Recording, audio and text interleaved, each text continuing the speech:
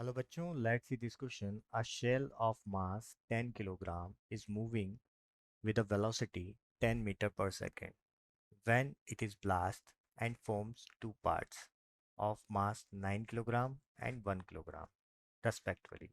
If first mass is stationary, the velocity of the second is. तो सबसे पहले हम बात करते हैं बच्चों की कॉन्सेप्ट की।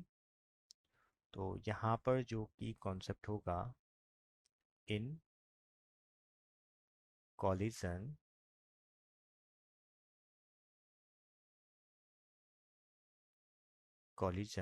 external force is zero, then momentum will be remain conserve. अब हम बात करेंगे बच्चों सॉल्यूशन की। सॉल्यूशन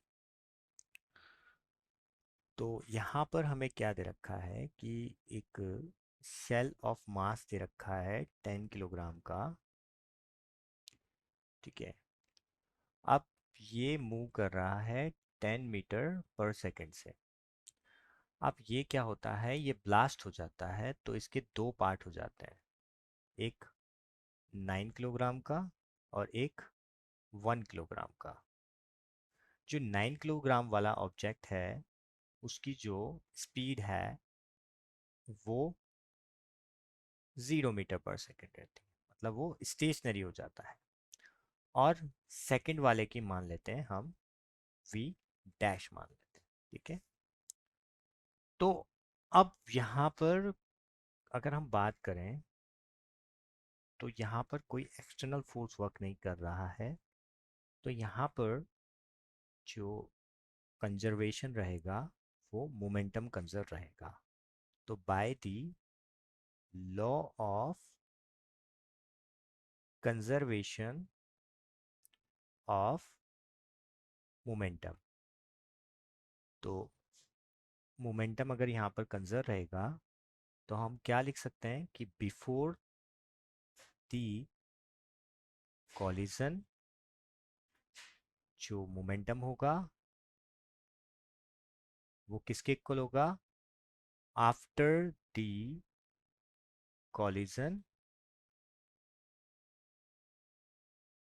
में जो मोमेंटम रहेगा उसके इक्वल होगा। तो अब हम यहाँ पर बात करते हैं, हम इसको अप्लाई करते हैं। ठीक है, तो यहाँ पर मैं इसको u ले लेता हूँ। ठीक है, तो अगर मैं इस ऑब्जेक्ट की बात करूं तो इस ऑब्जेक्ट की बिफोर अगर हम बात करेंगे तो बिफोर की जो कंडीशन थी वो ये थी, और आफ्टर जो हो गया है वो ये हुआ है।